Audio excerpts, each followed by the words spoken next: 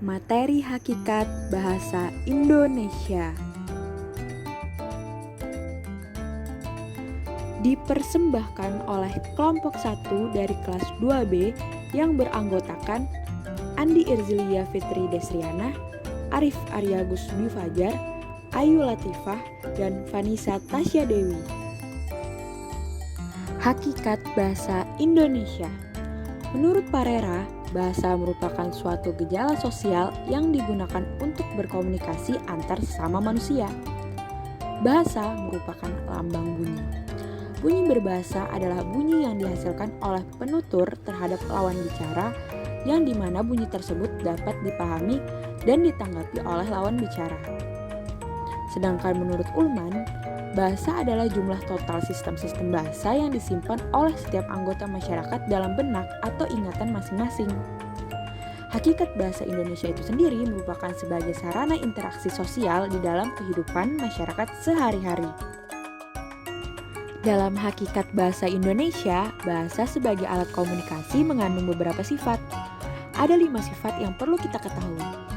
Yang pertama, sistematik, yaitu pola dan kaidah yang harus ditaati agar dapat dipahami oleh pemakainya. Yang kedua, manasuka. Istilah ini jarang nih kita ketahui. Yang dimaksud sifat manasuka itu sendiri adalah karena unsur-unsur bahasa dipilih secara acak tanpa dasar. Tidak ada hubungan logis antara bunyi dan makna yang disimbolkannya. Yang ketiga, ada ujar. Dikarenakan bentuk dasar bahasa adalah ujaran. Lalu yang keempat, ada manusiawi. Karena bahasa menjadi berfungsi selama manusia yang memanfaatkannya, bukan makhluk lainnya. Dan yang terakhir, yang kelima adalah komunikatif. Karena fungsi bahasa adalah sebagai alat komunikasi atau alat penghubung antara masyarakat. Selanjutnya, kita akan masuk ke poin materi sejarah bahasa Indonesia. Bahasa Indonesia berasal dari bahasa Melayu tua yang merupakan golongan bahasa Austronesia atau bahasa yang memiliki hubungan kekeluargaan dengan bahasa yang digunakan di daerah Asia Tenggara. Bahasa Indonesia digunakan sebagai bahasa penghubung di beberapa negara di Asia Tenggara. Berdasarkan perjalanan waktunya, sejarah bahasa Indonesia terbagi menjadi 3. Yang pertama, ketika ditemukannya prasasti berupa tulisan, yaitu sekitar tahun 683 Masehi.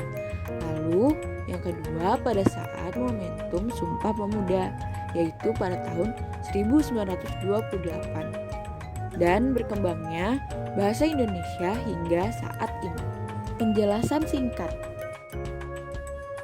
Ditemukannya prasasti seperti prasasti Karangbrahi, Talang Tuwo, Kedukan Bukit Brangka, dan prasasti yang ditemukan di Bogor menunjukkan bahwa bahasa Indonesia telah ada sejak dulu. Dikarenakan prasasti tersebut ditulis menggunakan huruf Pranagari atau huruf Pallawa dengan menggunakan bahasa Melayu kuno. Lalu, kemudian bahasa Melayu diikrarkan dalam Sumpah Pemuda pada tahun 1928 menjadi bahasa Indonesia. Dalam Sumpah Pemuda ini, bahasa Indonesia digunakan untuk mempersatukan bangsa Indonesia sebagai bahasa persatuan. Sekarang, bahasa Indonesia sudah berkembang menjadi sebuah bahasa yang mengemban banyak fungsi. Selanjutnya kita masuk ke poin materi fungsi bahasa Indonesia. Fungsi bahasa adalah nilai pemakaian bahasa yang dirumuskan sebagai tugas pemakaian bahasa itu di dalam kedudukan yang diberikan kepadanya. Fungsi bahasa Indonesia ditinjau dari kedudukannya. Bahasa Indonesia sebagai bahasa nasional. Bahasa Indonesia memiliki kedudukan tertinggi dibandingkan bahasa daerah.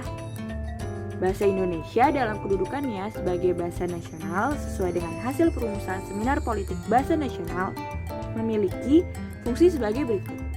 Yang pertama ada lambang kebangsaan nasional. Bahasa Indonesia mencerminkan nilai-nilai sosial budaya yang mendasari rasa kebangsaan. Yang kedua, lambang identitas nasional. Bahasa Indonesia berfungsi sebagai identitas nasional yang mengarah pada penghargaan terhadap bahasa Indonesia selain bendera dan lambang negara. Yang ketiga, bangsa Indonesia sebagai alat pemersatu berbagai suku bangsa di Indonesia dikarenakan negara Indonesia merupakan negara kaya akan budaya, bahasa, dan suku bangsa yang menyebabkan Indonesia memiliki berbagai bahasa daerah. Yang keempat, sebagai alat perhubungan antar warga, antar daerah, dan antar budaya. Lalu yang kelima, sebagai alat pemersatu suku budaya dan bahasanya. Dan yang terakhir, bahasa Indonesia sebagai alat pengungkapan perasaan. Bahasa Indonesia dapat diungkapkan melalui seni sastra, drama, ataupun perfilman. Memasuki poin yang terakhir, yaitu poin materi kedudukan bahasa Indonesia. Setiap negara pasti mempunyai masing-masing bahasa. Begitupun di negara Indonesia. Indonesia memiliki bahasanya sendiri, yaitu bahasa Indonesia. Bahasa Indonesia diambil dari bahasa Melayu yang kemudian diresmikan pada tanggal 28 Oktober pada tahun 1928 dan tertuang dalam Sumpah Pemuda yang berbunyi, "Kami, putra dan putri Indonesia, menjunjung bahasa persatuan, yaitu bahasa Indonesia." Dari kutipan Sumpah Pemuda tersebut, maka dapat diketahui bahwa kedudukan bahasa Indonesia dalam kehidupannya sehari-hari. Kedudukan bahasa Indonesia dalam kehidupan sehari-hari yaitu yang pertama sebagai bahasa nasional atau persatuan. Hal ini tercantum dalam Sumpah Pemuda. Ini berarti bahwa bahasa Indonesia berkedudukan sebagai bahasa nasional negara. Lalu yang kedua sebagai bahasa negara.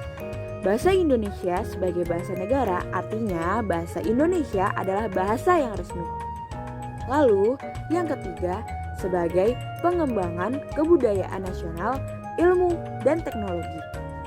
Kedudukan bahasa Indonesia sebagai bahasa negara dibuktikan dengan penyebaran ilmu pengetahuan dan teknologi baik melalui buku-buku pelajaran, buku-buku populer, majalah-majalah ilmiah, maupun media cetak lainnya, dan media sosial. Sekian penyelesaian materi hakikat bahasa Indonesia dari kelompok 1. Terima kasih dan sampai jumpa.